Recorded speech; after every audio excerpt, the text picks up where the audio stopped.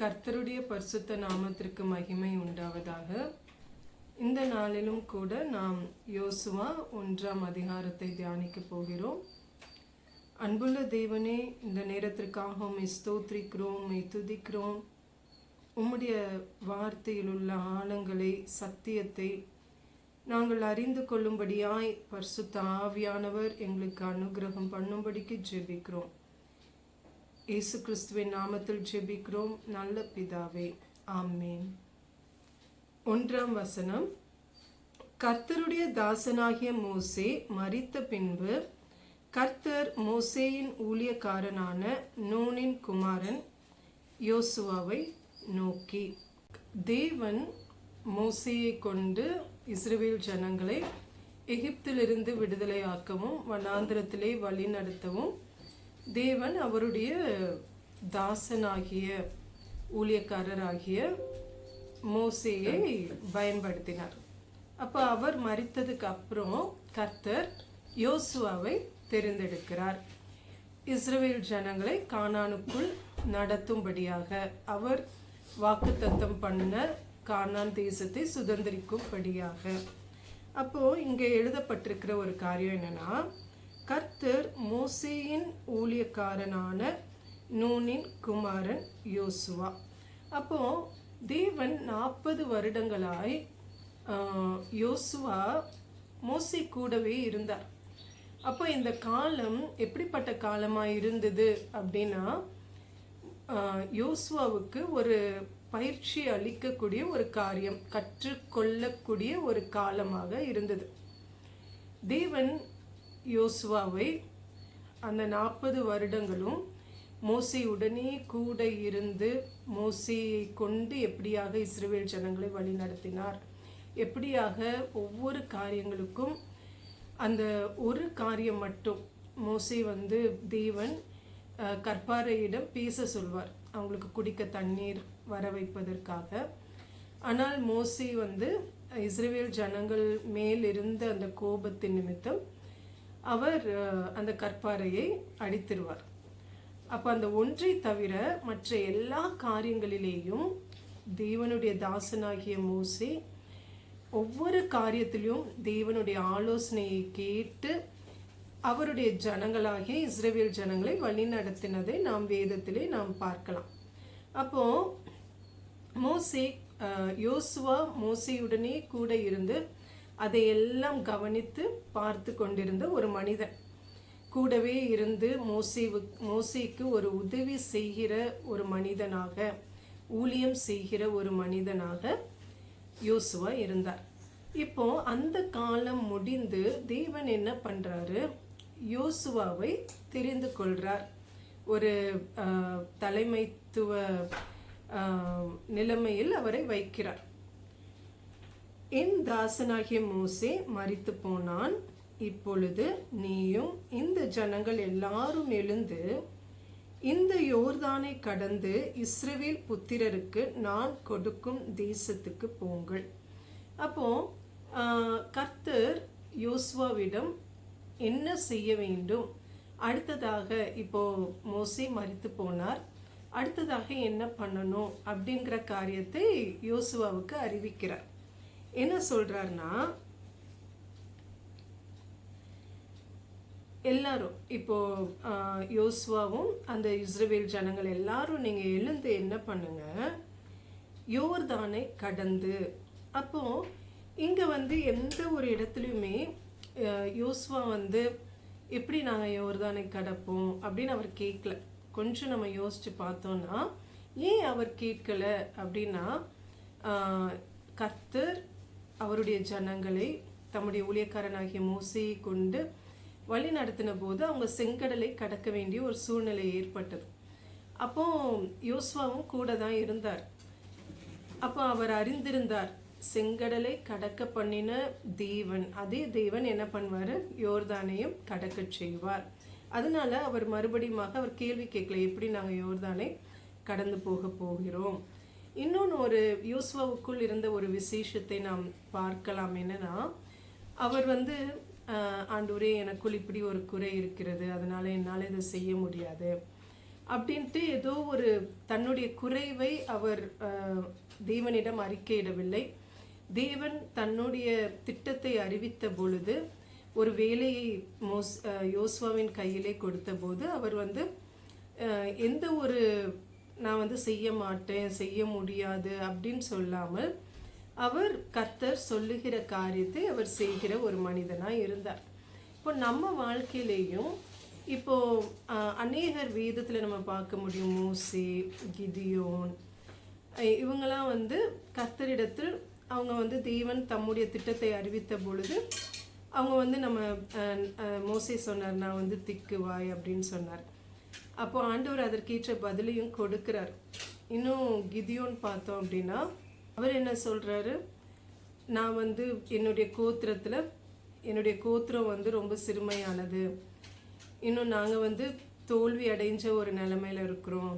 ஆனால் ஆண்டவர் அவரை பார்த்து என்ன சொன்னார், பராக்கிரமசாலியை கர்த்தர் உன்னோட இருக்கிறார். அப்போ இங்கே யோசுவா கர்த்தர் கொடுக்கிற ஒரு காரியத்தை ஏற்றுக்கொள்கிறார், அதை சரி என்று சொல்லுகிறார். மரியாளை பார்த்தோம் அப்படின்னா அவங்க கேள்வி கேட்குறாங்க, எப்படி ஆகும், தெய்வதூதன் அவங்கள்ட்ட சொன்னப்போ எப்படி ஆகும், அப்போ தேவன் மனிதனால் கூடாதது தேவனால் கூடும் அப்படின்னு தேவதூதன் சொல்றாரு. எப்படியாக பரிசுத்த ஆவியானவர் உன்மேல் நிழலிடுவார் அப்படின்னு சொல்லி அப்போ நீங்கள் கர்ப்பம் தரிப்பீங்க அப்படின்ட்டு அவங்களுக்கு அறிவிக்கப்படுது. அப்போ அவங்க என்ன சொல்கிறாங்கன்னா, நான் கர்த்தருடைய அடிமை, கர்த்தருடைய வார்த்தையின்படியே எனக்கு ஆக கடவுது அப்படின்னு சொல்கிறாங்க. இப்போ இதிலிருந்து நம்ம கற்றுக்கொள்ளக்கூடிய காரியங்கள் என்ன அப்படின்னா, நமக்கு முன்பாக வேதத்திலே இவ்வளோ ஜனங்கள் இருக்கிறாங்க, நிறைய முன்மாதிரிகள் இருக்கிறாங்க. அப்போ ஆனால் மரியாளுக்கு பார்த்தோன்னா அப்படி யாருமே இல்லை. அதனால தான் அவங்களுக்கு எப்படி ஆகும்னு கேள்வி கேட்குறாங்க. நம்ம வாழ்க்கையில் தேவன் ஒரு காரியத்தை செய்ய சொல்லும்போது நம்ம எப்பொழுதுமே அறிக்கை பண்ண வேண்டியது என்னன்னா, தேவனே நான் உமக்கு அடிமை, உம்முடைய வார்த்தையின்படியே எனக்கு ஆக கடவுது. அப்போது இதை மரியாதை போல நாம் சொல்ல கற்றுக்கொள்ளும் பொழுது தேவன் அதில் பிரியப்படுகிறார். ஏன்னா நமக்கு முன்பாக எவ்வளோ தெய்வ மனிதர்கள் வேதத்திலே எழுதப்பட்டிருக்கிறார்கள். அப்போ இன்னுமே நம்ம எப்படி ஆகும்ன்ட்டு நம்ம கேட்கக்கூடிய ஒரு நிலைமையில கிடையாது. ஏன்னா நம்ம அறிந்திருக்கிறோம், நம் தேவன் சர்வ வல்லமையுள்ள தேவன், அவரால் ஆகாதது ஒன்றுமில்லை என்று. அடுத்ததாக பார்த்தோம் அப்படின்னா, இஸ்ரவேல் புத்திரருக்கு நான் கொடுக்கிற தேசத்துக்கு நீங்கள் போங்க அப்படிங்கிற வேலையை யோசுவாவுக்கு கொடுக்கிறார். நான் மோசேக்கு சொன்னபடி உங்கள் காலடி மிதிக்கும் எவ்விடத்தையும் உங்களுக்கு கொடுத்தேன். அப்போ ஆண்டவர் அவர் வாக்கு பண்ணின ஒரு காரியத்தை மறுபடியுமாக நினைப்பூட்டுகிறார். அப்போ நான் மோசேட்ட சொன்னேன், அதே மாதிரியே நான் என்ன பண்ணுவேன், உங்கள் காலடி மிதிக்கிற எல்லா தேசத்தையும் உங்களுக்கு நான் கொடுப்பேன். அப்போது தேவன் கொடுக்கிற வாக்கு தத்தம் அது அவர் அதை நிறைவேற்றுவதிலே வல்லமையுள்ளவராக இருக்கிறார். காலங்கள் கடந்து போகலாம், ஆனால் அவர் வைத்திருக்கிற காலம் என்று ஒரு காலம் இருக்கிறது. அவர் அதனதன் காலத்திலே நேர்த்தியாக செய்கிற தேவன். அப்போ ஏற்ற காலத்தில் அவர் வாக்கு பண்ணின காரியம் நிறைவேறுவதற்கென்று ஒரு காலம் இருக்கிறது. அந்த காலத்திலே நிச்சயமாக அவர் செய்கிற தேவனாய் இருக்கிறார். வனாந்திரமும் இந்த லீபனோனும் தொடங்கி ஐபிராத்து நதியான பெரிய நதி மட்டும் உள்ள ஏத்தியரின் தேசம் அனைத்தும் சூரியன் அஸ்தமிக்கிற திசையான பெரிய சமுத்திரம் வரைக்கும் உங்கள் எல்லையாய் இருக்கும். கர்த்தர் அதனுடைய எல்லையை, அவர் சுதந்திரமாய் கொடுக்க போற தேசத்தின் எல்லையை தெளிவாக யோசுவாவுக்கு வெளிப்படுத்தி கொடுக்கிறார், பேசுகிறார், தெரிவிக்கிறார். நீ உயிரோடு இருக்கும் நாளெல்லாம் ஒருவனும் உனக்கு முன்பாக எதிர்த்து நிற்பதில்லை. எவ்வளோ பெரிய ஒரு வாக்கு தத்தம் இல்லையா? நான் மோசையோடே இருந்தது போல உன்னோடும் இருப்பேன், நான் உன்னை விட்டு விலகுவதும் இல்லை, உன்னை கைவிடுவதும் இல்லை. ஹல்லேலூயா. அப்போ யோசுவா தேவன் மோசையோடே கூட இருந்து நடத்தினதை நன்று கவனித்தார், நன்று அறிந்திருந்தார். அவருடைய தேவன் எப்படியாக மோசைக்கு துணை நின்றார், அவரை விட்டு விலகாமல் கைவிடாமல் இருந்ததை அவர் அறிந்திருந்தார். எல்லாவற்றையும் கண்ணார கண்டவர். அப்போ அதனால ஆண்டவர் சொல்றாரு, நான் மோசை கூட இருந்த மாதிரி நான் உன் கூடயும் இருப்பேன், நான் உன்னை கைவிட மாட்டேன், உன்னை விட்டு விலக மாட்டேன். அப்புறம் நான் உன் கூட இருக்கிறதுனால, என்னுடைய திட்டம் உன் மேலே இருக்கிறதுனால எந்த ஒரு மனிதனும் உனக்கு எதிர்த்து நிற்க முடியாது அப்படிங்கிற ஒரு வாக்கை யோசுவாவுக்கு கொடுக்கிறார். ஏன்னா இஸ்ரவேல் ஜனங்கள் அநேக நேரங்களிலே மோசைக்கு எதிர்த்து வந்தார்கள். அப்போது நிச்சயமாகவே யோசுவாவுக்குள் ஒரு கலக்கம் இருந்திருக்கும், ஒரு பயம் இருந்திருக்கும், ஒரு திகில் இருந்திருக்கும். எப்படியாக நம்ம இந்த ஜனங்களை நடத்த போகிறோம், ஒரு தலைமைத்துவத்துக்கு அடியிலிருந்து ஒரு தலைவருக்கு உதவியாளராக இருந்து செயல்படுவது ரொம்ப கொஞ்சம் நம்ம பாதுகாப்பாக உணர்வோம். ஏன்னா எல்லா தீர்மானங்களும் அந்த தலைவர் எடுத்துருவார். அப்போது யோசுவா கூட மோசைக்கு உதவியாளராக இருந்தப்போ, ஊழியம் செஞ்சப்போ நிச்சயமாக அது ஒரு நிலைமை. ஆனால் இப்போது அதே யோசுவாவை தேவன் ஒரு தலைவனாக அந்த பதவிக்கு கொண்டு போனப்போ நிச்சயமாய் பொறுப்புகள் அதிகம், தீர்மானம் எடுக்க வேண்டிய காரியங்கள் அதிகம். கர்த்தர் கூட இருக்கிறாரு. ஆனாலும் அவருக்குள் என்ன இருந்துச்சு அப்படின்னா, இஸ்ரவேல் ஜனங்கள் எதிர்த்தது நிமித்தம், மோசையை எதிர்த்தது நிமித்தம் அவருக்குள் ஒரு கேள்வி கூட இருந்திருக்கலாம். இஸ்ரவேல் ஜனங்கள் என்னக்கும் எதிராய் வருவார்களோ, எதிர்ப்பார்களோ. அதனால ஆண்டவர் என்ன சொல்றாரு, நீ உயிரோடு இருக்கும் நாளெல்லாம் ஒருவனும் உனக்கு முன்பாக எதிர்த்து நிற்பதில்லை அப்படின்னு வாக்கு கொடுக்கிறார். ஹல்லேலூயா. பலன் கொண்டு திடமனதாயிரு, இந்த ஜனத்தின் பிதாக்களுக்கு நான் கொடுப்பேன் என்று ஆணையிட்ட தேசத்தை நீ இவர்களுக்கு பங்கிடுவாய்.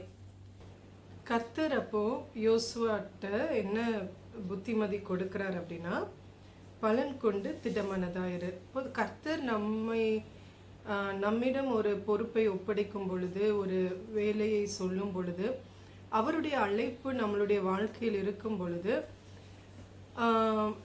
அநேக நேரங்களிலே மனிதர்களாகிய நமக்குள் இயல்பாகவே பயம் வருவதுண்டு. அதே போல் நமக்குள் எப்படி இதை செய்ய போகிறோம் அப்படின்ட்டு நம்மளுடைய பலத்தையும் நம்மளுடைய காரியங்களையும் பார்த்து நமக்குள் கேள்விகள் வரும். ஆனால் ஆண்டவர் இங்கே என்ன சொல்கிறார் அப்படின்னா, நம்மளுடைய பலனை கொண்டோ, நம்மளுடைய சாமர்த்தியமோ, படிப்போ, திறமைகளோ இவைகளை கொண்டு அல்ல, இவைகளை வைத்து தேவன் முன் குறித்த திட்டமிட்டிருக்கிற காரியங்களை நடப்பிப்பதற்காக அவர் நம்மளை அழைக்கவில்லை. மாறாக அவருடைய பலன், அவருடைய ஞானம், அவருடைய கிருபை, அவருடைய தயவு, அவருடைய இரக்கம், அவருடைய எல்லாமே. நாம் ஒரு வாய்க்காலாக இருக்கிறோம், ஒரு பாத்திரமாக இருக்கிறோம், தேவன் பயன்படுத்தும்படியாய், அவருடைய மகிமையை வெளிப்படுத்தும்படியாய். அப்போது நமக்குள் இருக்க வேண்டியது என்னன்னா, திடமனம், தைரியம். பலன் கொண்டு திடமனதாயிரு. அப்போது நாம் பார்க்க வேண்டியது நம்மளை அல்ல, நமக்குள் இருக்கிற பலன்களையும் பலவீனங்களையும் அல்ல, அல்லது நமக்கு முடிந்தவைகள் முடியாதவைகள் இதை அல்ல. இதை பார்த்துட்டு இருந்தோன்னா நமக்குள் பயம் வரும், நமக்குள் சோர்வுகள் வரும். மாறாக நம்ம பார்க்க வேண்டியது தேவனுடைய பலன், தேவனுடைய வார்த்தை, தேவனுடைய உதவி, தேவன் நமக்கு துணை நிற்பது. இதை நாம் பார்க்கும் பொழுது அவருடைய சம்பூரணம், இதை நாம் பார்க்கும் பொழுது நிச்சயமாகவே நமக்குள் திடமனம் வரும். நிச்சயமாகவே நம்ம பலப்பட்டு காரியத்தை, தேவன் நியமித்த சொல்கிற காரியங்களை நம்மளால் செய்ய முடியும். என் தாசனாகிய மோசே உனக்கு கற்பித்த நியாய பிரமாணத்தின்படியெல்லாம் செய்ய கவனமாய் இருக்க மாத்திரம் மிகவும் பலன் கொண்டு திடமனதாய் இரு. அப்போ இங்க ஒரு கட்டளையை தேவன் கொடுக்கிறார். அநேக காரியங்களை அவருக்கு புத்திமதியாக சொல்கிறார். அப்போ இங்க ஒரு முக்கியமான ஒரு காரியம் என்னன்னா, மோசேயை கொண்டு நான் உனக்கு கற்றுக் கொடுத்த நியாயப்பிரமாணம், இஸ்ரவேல் ஜனங்களுக்கு கற்றுக் கொடுத்த நியாயப்பிரமாணத்தை அதன்படி செய்யறதுக்கு நீ என்ன பண்ணு, கவனமா இருக்க மாத்திரம் மிகவும் பலன் கொண்டு திடமனதா இரு. அப்போ தேவன் கற்பித்த காரியங்கள், தேவன் நமக்கு கொடுத்திருக்கிற கட்டளைகள், நியமங்கள், இதை நம்ம செய்யறதுக்கு, ஏன்னா பொல்லாப்பு நிறைந்த ஒரு உலகம், இருள் நிறைந்த ஒரு உலகத்தில் வாழ்ந்து கொண்டிருக்கிறோம். அப்போ இப்படிப்பட்ட ஒரு சூழலில் நாம் தேவன் நியமித்திருக்கிற பாதையில் ஓட வேண்டுமானால், தேவன் நியமித்திருக்கிற கற்றுக் கொடுத்திருக்கிற பாதையிலே நாம் செல்ல வேண்டுமானால், நிச்சயமாகவே நமக்குள் நாம் பலன் கொண்டு திடமனதாக இருந்தால் மாத்திரமே இதை செய்ய முடியும். நம்ம உலகத்தை பிரியப்படுத்த வேண்டும் என்ற எண்ணம் நமக்குள் இருக்குமானால் நிச்சயமாக தேவனுக்கு பிரியமாய் நம்ம இருக்க முடியாது. தேவனுடைய கற்பனைகளை நாம் கை கொள்ளவே முடியாது. நீ போகும் இடமெல்லாம் புத்திமானாய் நடந்து கொள்ளும்படிக்கு அதை விட்டு வலது இடதுபுறம் விலகாதிருப்பாயாக. அப்போ கர்த்தர் என்ன சொல்றார்னா, யோசுவாவை அநேக இடங்களுக்கு கூட்டிட்டு போறார். என்னன்னா, கானானுக்கு இஸ்ரவேல் ஜனங்களை வழி நடத்தும்படியாய். அப்போ அவங்க நிறைய இடங்களை கடந்து போறாங்க.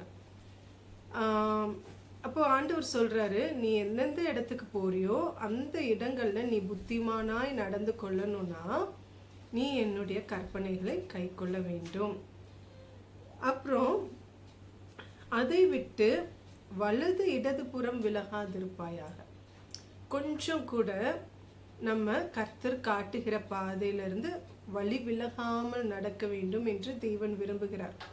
அதை யோசுவாவுக்கு கட்டளையாக கொடுத்தார். அப்போ ஒரு சின்ன பொய், ஒரு சின்ன பொருளாசை, ஒரு சின்ன பெருமை, அப்போ ஆண்டவர் அதை தான் சொல்லுகிறார், வலது இடதுபுறம் நீ என்ன பண்ணாத, அதை விட்டு தேவனுடைய கற்பனைகளை விட்டு நீ விலகாத அப்படின்னு சொல்றார். அப்போ முழுக்க முழுக்க ஒரு முழுமையான அர்ப்பணிப்பு, ஒரு முழுமையான விட்டு கொடுத்தல், தேவனுடைய வார்த்தையை நம்முடைய வாழ்க்கையில் கை கொள்வதற்கு அப்படியாக இருக்க வேண்டும் என்று தேவன் விரும்புகிறார். இந்த நியாயப்பிரமாண புஸ்தகம் உன் வாயை விட்டு பிரியாதிருப்பதாக. அடுத்ததாக கர்த்தர் என்ன சொல்றாருன்னா, நீ பேசுகிற வார்த்தை அது உன்னுடைய மாம்சத்திலிருந்து அல்ல, உலக வார்த்தைகளே அல்ல, ஜென்ம சுபாவத்தின் வார்த்தைகளே அல்ல. எதை பேசணுமா? தேவனுடைய வார்த்தை, தேவனுடைய கற்பனை, தேவனுடைய நியாயப்பிரமாணத்தை அது உன் வாயை விட்டு இருப்பதாக அப்படின்னு கர்த்தர் சொல்றார். அப்ப நாம் அறிக்கை செய்ய வேண்டியது எது அப்படின்னா, நம்மளுடைய அவிசுவாசமான நினைவுகளை அல்ல. சாத்தா அவிசுவாசமான உணர்வுகளை கொண்டு போடுவான். அவிசுவாசமான காரியங்கள், தேவனுக்கு எதிரான காரியங்களை தான் நமக்குள் விதையாக விதைப்பான். அதை நம்ம அறிக்கை பண்ணக்கூடாது. நம்ம சூழ்நிலை எப்படிப்பட்டதாக இருந்தாலும் சரி, நம்ம போகிற பாதை எப்படியா இருந்தாலும் சரி, நம்ம சரீரம் எப்படிப்பட்ட காரியத்தில் இருந்தாலும் சரி, ஆனால் நம்ம எப்பொழுதுமே அறிக்கை பண்ண வேண்டியது தேவனுடைய வார்த்தை. ஹல்லேலூயா! தேவனுடைய வாக்குத்தத்தங்கள், அவர் நம்மோடு கூட பேசியிருக்கிற தீர்க்கமான வார்த்தைகள், இவை எல்லாமே ஆம் என்றும் ஆமேன் என்றும் இருக்கிறது. அது நிச்சயமாகவே ஈற்ற காலத்திலே தேவன் பேசியிருக்கிற வார்த்தைகளும், கர்த்தர் நம்மளுக்கு கொடுத்திருக்கிற கற்பனைகள், நியாயப்பிரமாணங்கள், கட்டளைகள், அதை கை கொள்ளும் போது அவர் நமக்கு வாக்கு பண்ணியிருக்கிற காரியங்கள் நிச்சயமாக நம் வாழ்க்கையில் நிறைவேறும். இதில் எழுதியிருக்கிறவைகளின் படியெல்லாம் நீ செய்ய கவனமாய் இருக்கும்படி இரவும் பகலும் அதை தியானித்து கொண்டிருப்பாயாக. ஆண்டவர் அடுத்தது செய்கையில், ஒன்று அறிக்கை, அடுத்தது செய்கை, வார்த்தையின்படி நீ செய்யே. அப்போ அது செய்யறதுக்கு நீ என்ன பண்ணு, நீ தியானி. நம்ம சிந்தையிலே, நம்ம நினைவுகள், நம்ம யோசிக்கிறது எதை யோசிக்கணுமா, தேவனுடைய வார்த்தையை யோசிக்க வேண்டுமா. அப்போ நம்ம தேவனுடைய வார்த்தையை யோசிக்கும் பொழுதுதான் நம்ம என்ன பண்ணுவோம், தேவனுடைய வார்த்தையை அறிக்கை பண்ணுவோம். அப்புறம் தான் அது நம்ம என்ன ஆகும், அதை நம்ம செய்ய முடியும் அப்படிங்கிற காரியத்தை தேவன் இங்கு யோசுவாவுக்கு கற்றுக் கொடுக்கிறார். அப்போ இந்த காரியங்களை செய்யும் போது என்ன நடக்குமா, அப்பொழுது நீ உன் வழியை வாய்க்க பண்ணுவாய், அப்பொழுது புத்திமானாயும் நடந்து கொள்ளுவாய். 2 ஆசீர்வாதங்கள் இதில் அடங்கி இருக்கிறது. என்னன்னா, உன்னுடைய வழியை வாய்க்க பண்ணுவாய். அப்போ தேவன் நியமித்திருக்கிற பாதை, நம்ம போகிற பாதை, அது என்ன எப்படி இருக்குமா, வாய்க்க பண்ணுவாய்னா அது ஜெயமாக இருக்கும். ஹல்லேலூயா. இப்போ தேவனுடைய வார்த்தைக்கு நம்ம வாழ்க்கையில முக்கியத்துவம் கொடுக்கும் பொழுது, அதை நம்ம வாழ்க்கையில மேன்மையாக வைக்கும் பொழுது, நம்ம சிந்தை, நம்ம பேச்சு, நம்மளுடைய செயல்கள், இவைகளில் நம்ம தேவனுடைய வார்த்தைக்கு முதலிடம் கொடுக்கும் பொழுது, முற்றிலுமாக தேவனுடைய வார்த்தைக்கு உட்பட்டு இருக்கும் பொழுது, நம்மளுடைய வழிகள் ஜெயமாயிருக்கும். தேவன் நம்மளுடைய வழிகளிலே, நம்ம வாழ்க்கையிலே அவர் மகிமைப்படுவார். அப்புறம் அப்பொழுது புத்திமானாயும் நடந்து கொள்ளுவாய். அப்போ நம்மளுக்கு எல்லாவற்றிலேயுமே, நம்ம செய்கிற ஒவ்வொரு நாளும் நம்மளுடைய கையின் பிரயாசங்கள், நம்மளுடைய பேச்சு, நம்மளுடைய செயல், எல்லாவற்றிலேயுமே நமக்கு புத்தி தேவைப்படுகிறது, நமக்கு ஞானம் தேவைப்படுகிறது, ஆலோசனை தேவைப்படுகிறது. ஏன்னா பல ஒரு காரியம் நம்ம செய்யும் பொழுது பல யோசனைகள் நமக்குள் வருவதுண்டு. அப்போ அதில் ஒரு சரியான தீர்மானம் எடுக்கணும் அப்படின்னா ஆலோசனை நம்மளுக்கு தேவை. அப்போ அந்த ஆலோசனை எங்கேருந்து நம்மளுக்கு கிடைக்கும்னா, தேவனுடைய வார்த்தையிலிருந்து நமக்கு கிடைக்கும். அதை நாம் பெற்றுக்கொண்டு முன்னேறி செல்லும் பொழுது என்ன நடக்குமா, நமக்குள் நம்ம புத்திமானாய் நடந்து கொள்வோம். ஹல்லேலூயா. நான் உனக்கு கட்டளையிடவில்லையா, பலன் கொண்டு திடமனதாயிரு, திகையாதே, கலங்காதே, நீ போகும் இடமெல்லாம் உன் தேவனாகிய கர்த்தர் உன்னோடே இருக்கிறார் என்றார். கர்த்தர் மறுபடியுமாக யோசுவாவை தைரியப்படுத்துகிறதை நம்ம பார்க்க முடிகிறது. ஏற்கனவே அவர் சொன்ன காரியங்களை மறுபடியுமாக சொல்லுகிறார். என்னன்னா, பலன் கொண்டு திடமனதாயிரு. இதே காரியத்தை அவர் 6ஆம் வசனத்துல சொல்லியிருக்கிறார். அப்போ மறுபடியுமாக அதே காரியத்தை சொல்லுகிறார். அப்போ ஆண்டவர் ஒரு கேள்வி கேட்கிறார். நான் உனக்கு கட்டளை கொடுக்கலையா, கட்டளை இடலையா, ஒரு கட்டளையா சொல்றார். நீ பலன் கொண்டு திடமனதாயிரு, திகையாதே, கலங்காதே, பயப்படாத, கவலைப்படாத, ஏன்னா நான் உன் கூட இருக்கிறேன், நீ போகிற இடம் எல்லாம் நான் உன் கூட இருக்கிறேன். ஹல்லேலூயா. அப்போ நம்ம வாழ்க்கையில கூட நம்ம கடந்து போகிற பாதைகளில் நமக்கு கவலைகள், பயங்கள், இதெல்லாமே வருவது இயல்பு. ஆனால் கர்த்தர் நம்மளை பார்த்து என்ன சொல்றாரு, நான் உன் கூட இருப்பதுனால, நீ போகிற இடம் எல்லாம் உன் கூடவே நான் வருகிறதுனால நீ பயப்படாத, நீ கலங்காத, நீ தைரியமா இரு அப்படின்ட்டு சொல்றார். அப்பொழுது யோசுவா ஜனங்களின் அதிபதிகளை நோக்கி, நீங்கள் பாளையத்தை உருவ நடந்து போய் ஜனங்களை பார்த்து உங்களுக்கு போஜன பதார்த்தங்களை ஆயத்தம் பண்ணுங்கள். இப்போ என்ன நடக்குது அப்படின்னா, யோசுவா ஜனங்களின் அதிபதிகள், தலைவர்கள், ஜனங்களுக்குள் இருந்த தலைவர்களை அவங்கள கூப்பிட்டு என்ன சொல்றாருன்னா, நீங்க போய் ஜனங்களை போய் பார்த்து அவங்களுக்கு போஜன பதார்த்தம், உணவை ஆயத்தம் பண்ண சொல்லுங்க. உங்கள் தேவனாகிய கர்த்தர் உங்களுக்கு சுதந்திரிக்க கொடுக்கும் தேசத்தை நீங்கள் சுதந்திரித்து கொள்ளும்படிக்கு இன்னும் 3 நாளைக்குள்ளே இந்த யோர்தானை கடந்து போவீர்கள் என்று சொல்ல சொன்னான். அப்போ அடுத்ததாக அவங்க கடந்து போக வேண்டியது யோர்தான்.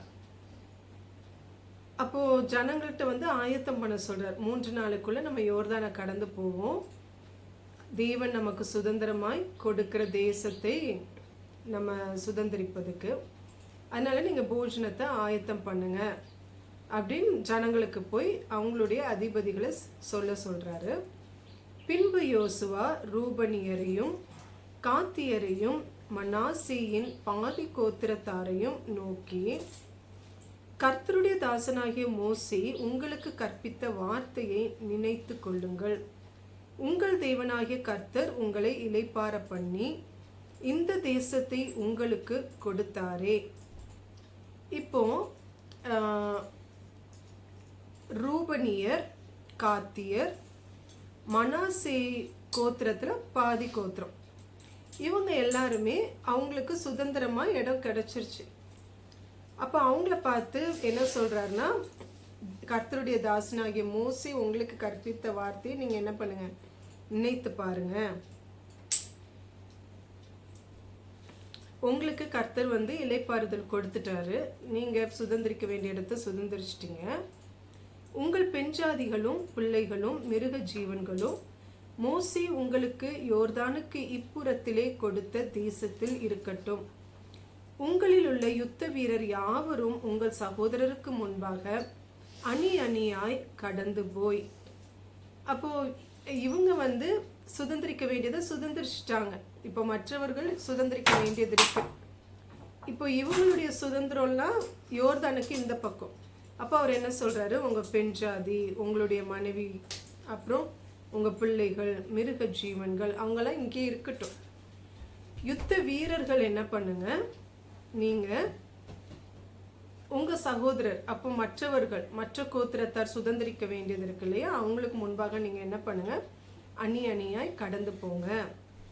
கர்த்தர் உங்களைப் போல உங்கள் சகோதரரையும் இளைப்பார பண்ணி அவர்களும் உங்கள் தேவனாகிய கர்த்தர் தங்களுக்கு கொடுக்கும் தேசத்தை சுதந்திரித்து கொள்ளும் மட்டும் அவர்களுக்கு உதவி செய்ய கடவீர்கள். அப்போ இங்க ஒரு முக்கியமான ஆலோசனை யோசுவா கொடுக்கிறார். என்ன சொல்றாரு, நீங்க சுதந்திரித்து கொள்ள வேண்டிய காரியத்தை சுதந்திரிச்சிட்டீங்க, அப்போ மற்றவர்கள்லாம் சுதந்திரிக்க வேண்டியது இருக்குது. அப்போ அவங்களுக்கு நீங்க என்ன பண்ணணும், உதவி செய்யணும். அப்போ இங்கே நம்ம கற்றுக்கொள்ளக்கூடிய காரியம் என்னன்னா, நம்ம கடந்து வந்த பாதையிலே தேவனோடு இருக்கிற உறவுல அநேக காரியங்களை தேவன் நமக்கு கற்றுக் கொடுக்கிறார். அநேக நம்ம நிறைய தவறுகள் பண்ணியிருப்போம், இடரல்கள் வந்திருக்கும். ஆனால் அந்த ஒவ்வொரு காரியத்திலுமே தேவன் முக்கியமான பாடங்களை நமக்கு கற்றுக் கொடுக்கிறார். அப்போ நமக்கு பின்பாக வருகிற தேவனுடைய பிள்ளைகள், அவங்க ரட்சிக்கப்பட்டு அவர்களும் தேவன் நியமித்த பாதையில வரும் பொழுது நிச்சயமாகவே அவர்களுக்கும் சவால்கள் உண்டு. அவங்களுக்கும் நிறைய ஒரு சூழலுக்குள் அவங்க கடந்து செல்வாங்க. அப்போ நமக்கு தேவன் கற்றுக் கொடுத்த காரியங்களை அவர்களுக்கு நாம் கற்றுக் கொடுக்கும் போது அவர்கள் சுலபமாக எளிதில் என்ன பண்ணலாம், அந்த பாதையை கடந்து செல்லலாம். அப்போ நம்ம ஒரு நாளுமே இதுல சுயநலமா இருக்கக்கூடாது. அப்போ நம்மளுடைய அந்த அனுபவங்களை நமக்கு தேவன் கற்றுக் கொடுத்த முக்கியமான காரியங்கள் வைகளை நம்ம என்ன பண்ணலாம், தேவன் உணர்த்துகிறபடி, நம்ம சுயமாய் அல்ல, தேவன் உணர்த்துகிறபடி நாம அதை மற்றவர்களுக்கு, தேவன் உணர்த்துகிற நபர்களுக்கு அதை நாம் பகிர்ந்து கொள்ளும் போது அவர்களும் ஒரு தைரியத்தோடு தேவன் காட்டுகிற பாதையிலே முன்னேறி செல்வதற்கும் தேவனோடு இருக்கிற ஐக்கியத்திலே பலப்படுவதற்கும் அது ரொம்ப ஒரு உதவியாக இருக்கும். அதுக்கடுத்ததாக, பின்பு நீங்கள் கர்த்தருடைய தாசனாகிய மோசே உங்களுக்கு யோர்தானுக்கு இப்புறத்தில் சூரியன் உதிக்கும் திசைக்கு நேராக கொடுத்த உங்கள் சுதந்திரமான தேசத்துக்கு திரும்பி அதை சுதந்திரித்து கொண்டிருப்பீர்களாக என்றான். அப்போ நீங்க உங்க மற்றவர்களுக்கு அந்த இன்னும் சுதந்திரிக்க வேண்டிய கோத்திரங்கள் இருக்காங்க இல்லையா, அவங்களுக்கு நீங்கள் உதவி செஞ்சுட்டு என்ன பண்ணுங்க, நீங்கள் உங்களுக்கு ஆண்டு சுதந்திரமாய் கொடுத்த இந்த யோர்தானுக்கு இப்புறத்தில் இருக்கிற இடத்துக்கு நீங்கள் வந்துக்கோங்க, திரும்பி வந்துக்கோங்கன்னு யோசுவா சொல்கிறார். அப்பொழுது அவர்கள் யோசுவாவுக்கு பிரதியுத்தரமாக, நீர் எங்களுக்கு கட்டளை இடுகிறதை எல்லாம் செய்வோம், நீர் எங்களை அனுப்பும் இடம் எங்கும் போவோம். ஹல்லேலூயா. அப்போ அவங்க யோசுவாவுடைய அந்த அதிகாரம், தேவன் யோசுவாவுக்கு கொடுத்திருந்த அந்த தலைமைத்துவ காரியத்துக்கு அவங்க உட்பட்டாங்க, அவங்க கீழ்ப்படிஞ்சாங்க. ஹல்லேலூயா. நம்ம வாழ்க்கையிலும் கூட அவங்க யோசுவாவுக்கு உறுதுணையாய் இருந்தார்கள். அவருக்கு எதிர்த்து பேசுவதோ எதிர்க்கிற காரியமோ இந்த இடத்துல இந்த வசனங்கள்ல இல்லை. அப்போ நீங்கள் என்ன சொல்கிறீங்களோ அதை நாங்கள் செய்வோம், எங்கே போக சொல்கிறீங்களோ அங்கே நான் போவோம் அப்படின்னு சொல்கிறாங்க. அப்போது நம்மளும் கூட நமக்கென்று நம்ம வாழ்க்கையில் தேவன் கொடுக்குற அதிகாரங்கள், அதிகாரிகள், நம்மளுக்கு மேலாக இருக்கிற மனிதர்கள், இவங்களுடைய அதிகாரத்திற்கு நாம் உட்பட்டிருக்க வேண்டியது மிகவும் அவசியமாக இருக்கிறது. ஏன்னா அவங்க தேவனால் தெரிந்தெடுக்கப்பட்ட மனிதர்கள், தேவனால் அவர்கள் அந்த பதவியில் வைக்கப்பட்டிருக்கிறாங்க. அப்போ நம்மளும் கூட அவர்களுடைய அந்த அதிகாரத்திற்கு நாம் கீழ்ப்படிய வேண்டியது அவசியமாய் இருக்கிறது. அடுத்ததாக, நாங்கள் மோசேக்கு செவி கொடுத்தது போல உமக்கும் செவி கொடுப்போம். அப்போ அவங்க அறிந்திருந்தாங்க இல்லையா, தேவன் அறிய பண்ணினார். மோசையோடு கூட இருந்தது போல யோசுவாவோடும் கூட தேவன் இருக்கிறார் என்பதை ஜனங்கள் அறிந்து கொண்டார்கள். அது நிமித்தம் அவங்க என்ன சொல்றாங்க, நாங்கள் மோசேக்கு எப்படி செவி கொடுத்தோமோ அதே போல உமக்கும் நாங்கள் என்ன பண்ணுவோம், செவி கொடுப்போம். உம்முடைய தேவனாகிய கர்த்தர் மாத்திரம் மோசையோடே இருந்தது போல உம்மோடும் இருப்பாராக. ஒரு ஆசீர்வாதத்தை யோசுவா மேலே கூறுகிறார்கள். மோசையோடு கூட எப்படி கர்த்தர் இருந்தாரோ அதே போல உம்முடனும் கூட கர்த்தர் இருப்பாராக அப்படின்னு சொல்றாங்க. இங்க அப்போ நம்ம கற்றுக்கொள்றது என்னன்னா, நமக்கு மேலாக கொடுக்கப்பட்டிருக்கிற அதிகாரத்தில் இருக்கிற நபர்களுக்காக நாம் ஜெபிக்க வேண்டியது அவசியமா இருக்கிறது. தேவனே, நீங்க அவங்களோடு கூட இருந்து அவங்களுக்கு வேண்டிய கிருபையும் பலனையும் கொடுங்க. நீங்க அந்த பொறுப்புல அவங்கள வச்சிருக்கிறீங்க, அதை நேர்த்தியாய் அவர்கள் நீர் விரும்புகிறபடி செய்வதற்கு வேண்டிய தயவையும் ஞானத்தையும் கொடுங்க, அவங்க கூட இருங்கிறது இவர்களுடைய அறிக்கை. இப்போ நம்மளுமே நமக்கு மேலே இருக்கிற அதிகாரிகளுக்காக நாம் ஜெபிக்க வேண்டியது அவசியமாக இருக்கிறது. கர்த்தாவே, நீங்கள் அவங்களோடு கூட இருந்து நடத்துங்க என்று நாம் விண்ணப்பிக்க வேண்டியது அவசியமாக இருக்கிறது. நீர் எங்களுக்கு கட்டளையிடும் சகல காரியத்திலும் உம்முடைய சொல்லை கேளாமல் உம்முடைய வாக்குக்கு முரட்டாட்டம் பண்ணுகிற எவனும் கொலை செய்யப்பட கடவன், பலன் கொண்டு திடமனதாய் மாத்திரம் இரும் என்றார்கள். அப்போ இங்க என்ன சொல்றாங்க, யாராச்சும் நீங்க கொடுக்கிற காரியத்திற்கு, பேசுகிற வார்த்தைக்கு, கொடுக்கிற கட்டளைக்கு எதிர்க்கிறாங்கன்னா அவங்கள நம்ம என்ன பண்ணிடுவோம், அப்படிப்பட்ட மனிதர்கள் கொலை செய்யப்படணும். நீங்க என்ன பண்ணுங்க, பலன் கொண்டு திடமனதாய் மாத்திரம் இரும் அப்படின்ட்டு அவங்களும் கர்த்தர் யோசுவாவுக்கு சொன்ன அதே காரியத்தை இந்த ஜனங்களும் இஸ்ரேல் ஜனங்களும் என்ன பண்றாங்க, யோசுவாவுக்கு சொல்லுகிறார்கள். அப்போ அது எவ்வளோ முக்கியம் இல்லையா. கர்த்தர் ஒரு பொறுப்பை நமக்கு கொடுக்கும் பொழுது நம்ம பயப்படுகிறவர்களாக அல்ல, தைரியமாய் தேவன் நம்மோடு கூட இருக்கிறதுனால ஒரு திடமனம், ஒரு கர்த்தருக்குள்ளாய் நாம் பலப்பட்டவர்களாய் இருக்கும் பொழுதுதான் தேவன் நியமித்த காரியத்தை அவர் எதிர்பார்க்கிறபடி நாம் செய்ய முடியும். ஹல்லேலூயா. நம்ம ஜெபித்து முடிப்போம். அன்புள்ள தேவனே, இந்த நேரத்திற்காக உம்மை ஸ்தோத்திரிக்கிறோம், உம்மை துதிக்கிறோம். இந்த வேத தியான நேரத்தை எங்களுக்கு நீங்கள் ஆசீர்வதித்து கொடுத்ததற்காக உமக்கு நன்றி செலுத்துகிறோம். நீங்கள் எங்களுடைய கரத்திலே கொடுக்கிற ஒவ்வொரு வேலைகளையும் நாங்கள் திடமனதோடு ஆண்டவரே தைரியத்தோடு உம்முடைய பலத்தோடு நாங்கள் அதை செய்வதற்கு கிருபை கொடுங்க. நீங்கள் எங்களோடு கூட இருக்கிறீங்கப்பா.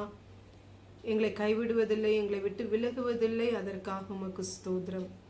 நீங்கள் எங்களுக்கு துணையாளராக இருக்கிறீங்க. அதற்காக உமக்கு நன்றி. துதிகன மகிமை எல்லாம் உமக்கே எடுக்கிறோம் அப்பா. இயேசு கிறிஸ்துவின் நாமத்தில் ஜெபிக்கிறோம் நல்ல பிதாவே. ஆமென். Praise the Lord. God bless you.